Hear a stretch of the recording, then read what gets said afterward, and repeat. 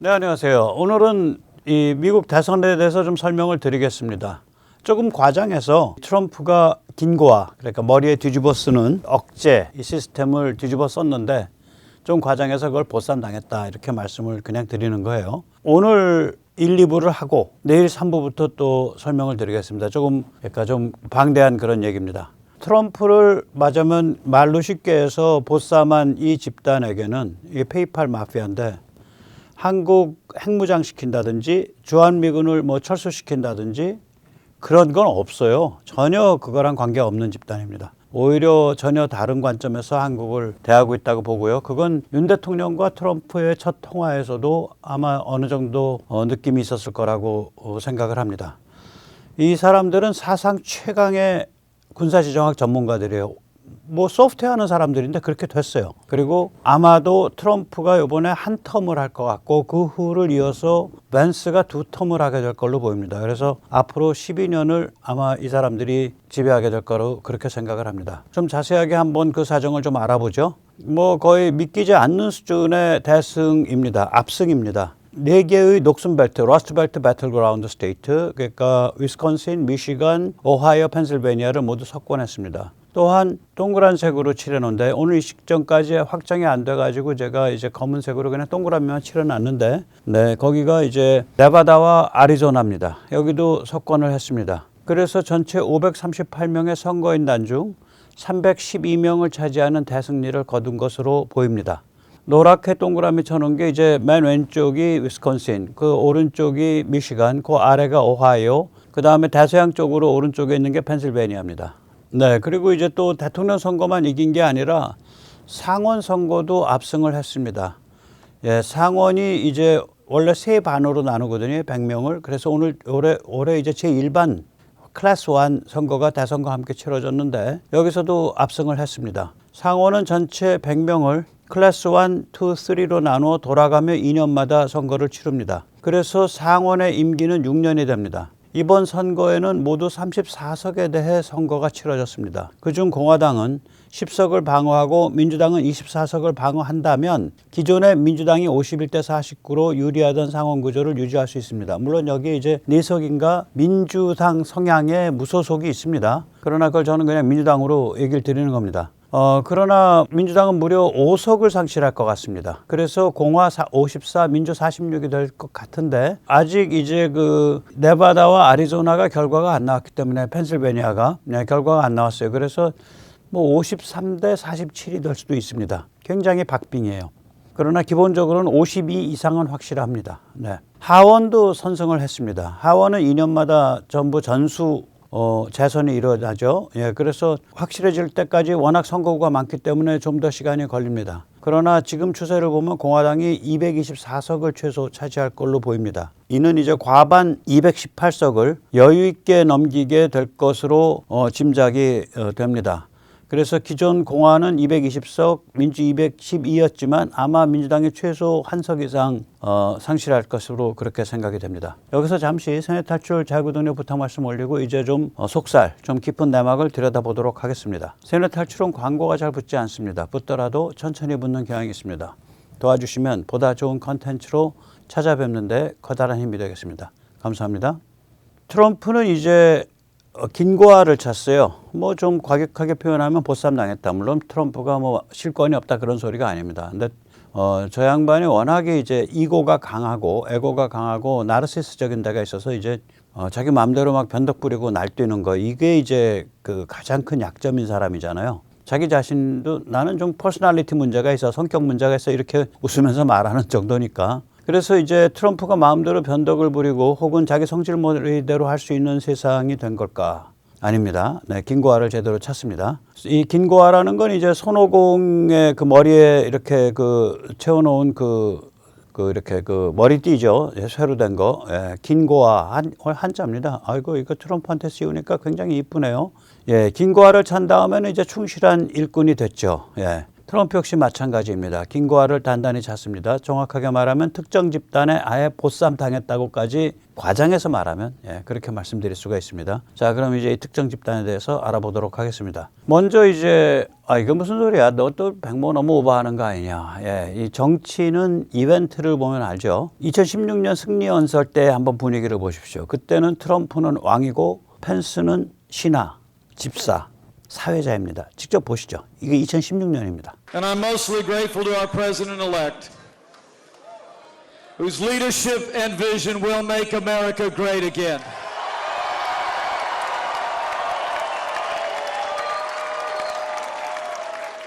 So let me say, it is my high honor and distinct privilege to introduce to you the President-elect of the United States of America, Donald Trump.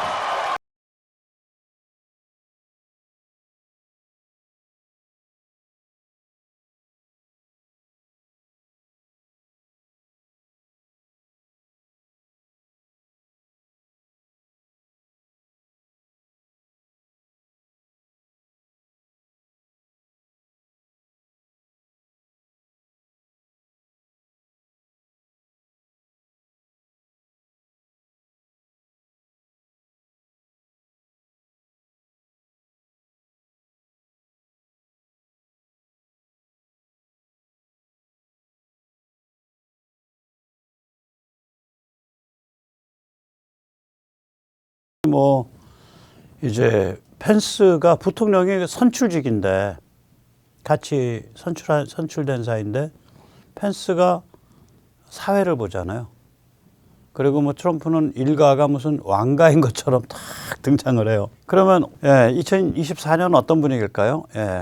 이 완전히 분위기가 다릅니다. 한번 직접 보시죠. So then he just goes and absolutely obliterates them.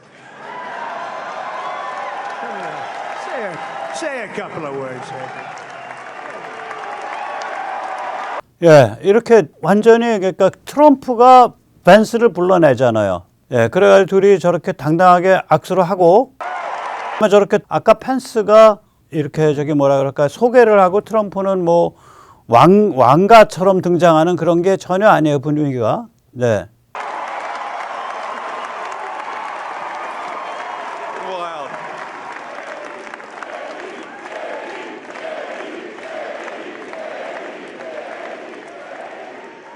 Well, Mr. President, I appreciate you allowing me to join you on this incredible journey. I thank you for the trust that you placed in me.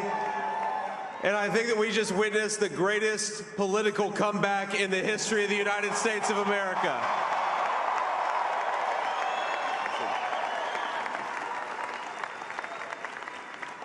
And under President Trump's leadership, we're never going to stop fighting for you, for your dreams, for the future of your children. And after the greatest political comeback in American history, we're going to lead the greatest economic comeback in American history under Donald Trump's leadership.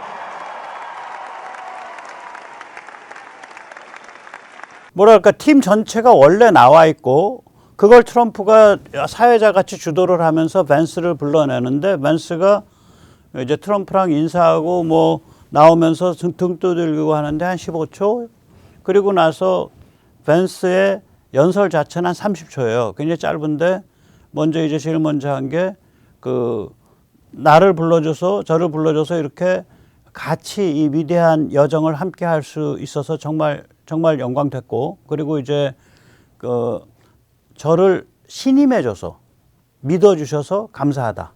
이 벤스가 원래 좀 울퍽질퍽했잖아요. 그전에는 트럼프 공격하던 진영에 있었으니까. 그렇게 말을 합니다. 그러니까 뭐 이거는 대단한 거죠, 사실은.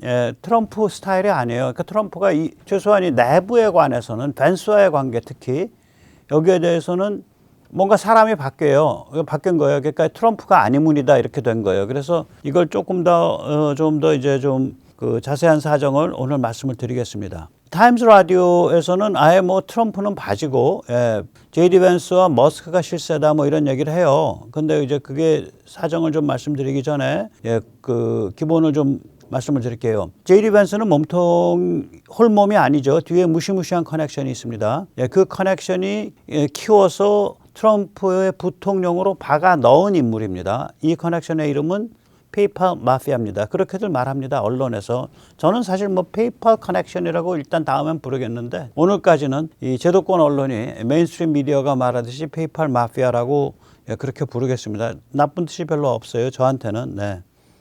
여기에는 이제 일론 머스크, 그 다음에 피터 틸, 그 다음에 이런 고참이죠. 네, 일론 머스크는 가만히 보세요. 우주 발사체, 우주 왕복선, 우주 통신망을 지배하는 사람이죠. 그리고 최대 SNS 중 하나인 트위터의 오너죠. 전 테슬라 자동차는 말도 안 하는 겁니다. 그 다음에 이제 피터 틸은 어떤 사람이냐. 정부기관 및 군사에서 사용하는 AI 프레임워크 회사인 팔런티어라는 회사를 하고 있습니다.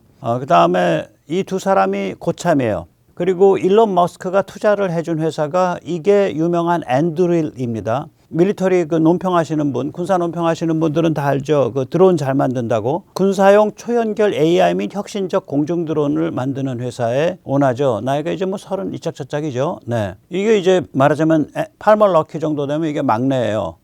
이런 사람들은 쟁쟁한 실리콘밸리의 보수입니다. 팔머 럭키는 20살이 되기 전에 자기 회사를 매각했을 때 20억 달러를 받은 사람이니까 한 2조 한 8천억. 예, 20살 되기 전에. 그러니까 뭐 이게 참 대단한 사람들이죠. 그러니까 이 사람들을 저는 이제 빅텍 보수, 빅텍 컨서버티브라고 부를 텐데 이 빅텍 보수들이 뒤에 다 버티고 있는 거예요. 그 제이디 벤스는 이제 사회생활을 이 피터 틸의 회사에 취직하는 걸로 시작을 한 사람입니다. 예일대 법대를 다닐 때 피터 틸이 와서 강연을 하는 그 강연을 보고 내가 이 사람을 보스로 모셔야겠다. 그렇게 생각을 했다고 본인이 이야기를 합니다. 네. 이 사람들은 이제 그 인터넷 결제 시스템 페이팔의 창업자예요. 그러니까 일론 머스크하고 피터 틸은 그 제이디 벤스는 예일대 법대를 졸업한 직후에 피터 틸의 벤처 회사에 합류한 인물입니다. 예. 그리고 이제 팔머 럭키는 아까도 말씀드렸지만 앤드리를 창업할 때 일론 머스크로부터 투자를 받은 인물이죠. 그러니까 그 관계들을 다 보이잖아요. 예, 전부 다 이런 관계들이에요. 이게 아주 끈끈합니다. 예. 이 페이팔은 무지하게 막강한 인맥입니다. 우리가 링크드인이라고 유명한 인맥 그 관리하는 그 사이트 있죠. 그 링크드인 창업자. 그다음 인맥이라기보다 개인 프로파일 관리죠. 그다음에 유튜브 창업자 모두 페이팔 출신입니다. 그리고 벤처 투자 회사 중에 굉장히 유명한 벤처 투자 회사가 있죠. 시콰이어. 시콰이어의 사주 역시 페이팔 출신입니다. 이 중 특히 피터 틸과 일론 머스크가 빅텍 보수의 핵심이죠. 예. 그래서 피터 틸이 조금 더 일론 머스크보다 시니어이기 때문에 그 당시에는 지금 그림의 맨 위에 꼭지점에 있는 인물이 피터 틸이고 거기서부터 시계 방향으로 한 칸, 두 칸 가면 거기에 일론 머스크가 있죠. 그리고 한 칸 더 가면은 거기에 링크드인이 있죠. 예. 그래서 이런 사람들로 네트워크가 짜였고요. 예. 이제 그 타임스 라디오 같은 데서는 이제 이거 아예 트럼프는 바지고 제이디 벤스와 머스크가 실세다. 그러니까 제목을 그렇게 뽑은 거예요. 머스크 인 차지. 물론 그 말하자면 트럼프가 보쌈 당했다. 뭐 그래도 뭐 조금 과장이긴 한데 뭐 지금 현재 상황을 뭐 많이 그렇게 과장했다기보다도 어떤 우리가 이때까지 알던 부통령과는 달라요. 예, 이건 노라고 말할 수 있는 부통령이에요. 실세 부통령이에요. 영국 타임스 라디오는 소위 진보 색채가 좀 강한 매체입니다. 또 그렇기 때문에 그 출연한 사람을 누굴 출연했냐? 진보 성향인 사람을 출연시켰어요. 런던 대학교 사라 처치웰이라는 교수를 출연을 시켰어요. 예, 그래서 이렇게 말을 합니다. 트럼프는 표면에 나선 인물이고 배후엔 제이디 벤스와 일론 머스크가 있다. 물론 이제 아직 순진한 분이라 피터 폴 같은 거물은 이제 이 처치웰은 언급을 안 했어요. 또한 엉뚱하게 RFK 주니어가 뭐 실세 중에 하나다 그렇게 말했는데 그건 정말 잘못 짚은 거고요. 그러나 결국 트럼프가 보쌈 당했다 뭐 이런 취지로 말을 한 거니까 한번 재미삼아 들어보십시오. 네. He is not going to be preoccupied with a transition. Yep. And insofar as anything like that happens, it is going to be left to the likes of Vance and Musk and RFK Jr. So I'm afraid they're the ones who are going to be in charge of the shop while Trump goes off and deals with whatever it is that Trump feels in the moment that he needs to deal with. And that might be sharks and magnets, and it might be, say his 91 felony counts, and who knows what else it might be.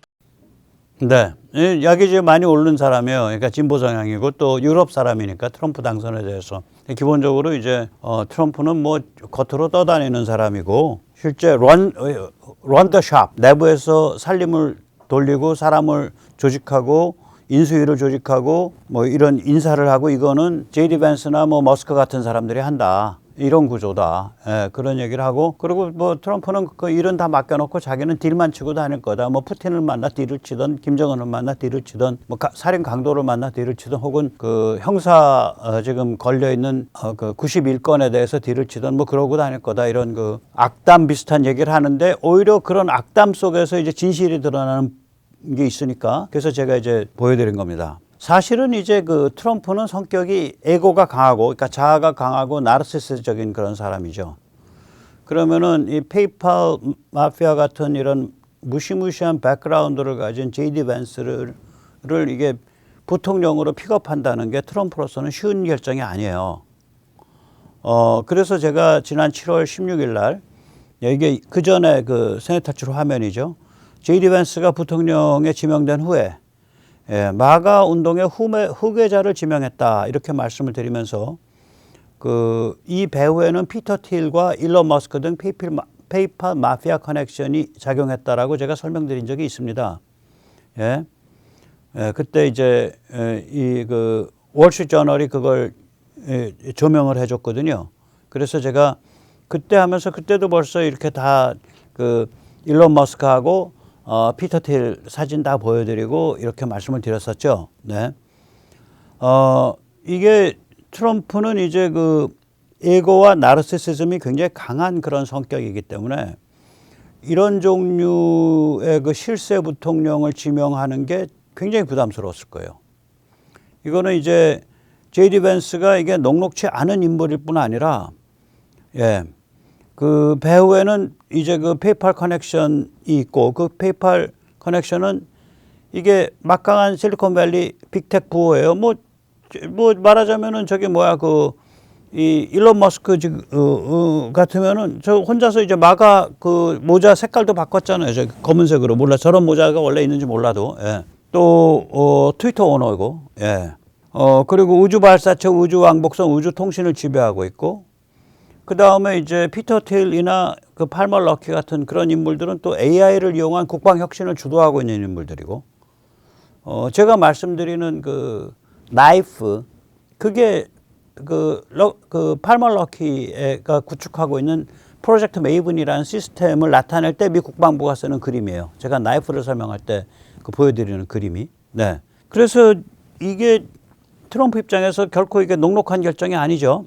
이 사람들은 이제 빅텍 보수를 조직해가지고 선거 자금을 요번에 이제 완전히 끌어들였어요. 그러니까 제이디 밴스는 말하자면 돈줄을 잡고 있는 실세 부통령이에요. 그리고 트럼프가 한 텀밖에 안 할 겁니다. 지금 트럼프의 나이가 바이든이 일기 취임하기 시작할 때 나이보다 많아요. 그러니까 역대 대통령의 제일 고령에 취임을 한 경우예요. 그래서 법률적으로는 두 텀을 할 수 있습니다. 중간에 한번 쉬었기 때문에. 그러나 아마 본인도 그때 얼핏 지나가면서 나 한 텀만 한다 그랬거든요. 그래서 이거는 판이 그러니까 여러 가지 이유죠. 제이디 밴스의 뒤에 이런 무시무시한 커넥션이 있는 거, 그 다음에 트럼프가 한 텀만 할 것 같다는 거, 이런 여러 가지가 맞물려 가지고 이 제이디 밴스 쪽에 그 힘이 많이 실리는 거예요. 일론 머스크는 이 트럼프를 이번에 사실 메이크한 사람이죠. 한 명이 무려 1억 2천만 달러를 기부했으니까 일론 머스크 혼자서 트럼프한테 기부한 액수로 보면 2위입니다. 다른 한 명은 아주 그 1942년생인가 그 아주 유명한 부자고요. 그렇습니다. 네. 흥미로운 거는 이제 그 2022년 여름까지만 해도 일론 머스크는 트럼프에 대해 상당히 회의적이었어요. 그때 이렇게 썼습니다. 이제 트럼프가 물러설 때가 됐어요. 네, 민주당도 트럼프에 대한 공격을 중지해야죠. 이런 식으로 잡아 죽이겠다고 몰아붙이면 트럼프에게는 대통령이 당선되는 것 외에는 살아날 길이 없잖아요. 네, 그러지 마십시오. 이렇게 썼어요. 그 당시만 해도. 그러니까 2년 전에. 2022년 여름에. 그런데 과연 그 당시에 그런 페이팔 커넥션은 조용히 있었냐? 아닙니다. 전국 각지의 상원 의원, 하원 의원 후보자들을 아주 소리 소문 없이 조용히 지원하는 그런 프로젝트를 했었습니다. 그 당시에. 그러니까 트럼프의 그냥 후보 저희가 당선시켜 드릴게요. 후보 만들어 드릴게요. 뭐 그러고 들어간 게 아니라 트럼프가 어떻게 되든 말든 이 제대로 된 관점, 보수적 관점을 가진 그러한 선량들을 좀 당선시켜야겠다. 그래서 그 돈 억수로 썼어요. 소리 소문도 없이. 비밀리에 썼다고 표현돼요. 예, 그 평을 할 때. 이들은 예를 들어서 이제 그 비밀리에 정신 멀쩡한 사회를 위한 시민들, Citizens for Sanity라는 단체를 지원을 했죠. 지금 보시는 게 그 단체의 그 광고물들입니다.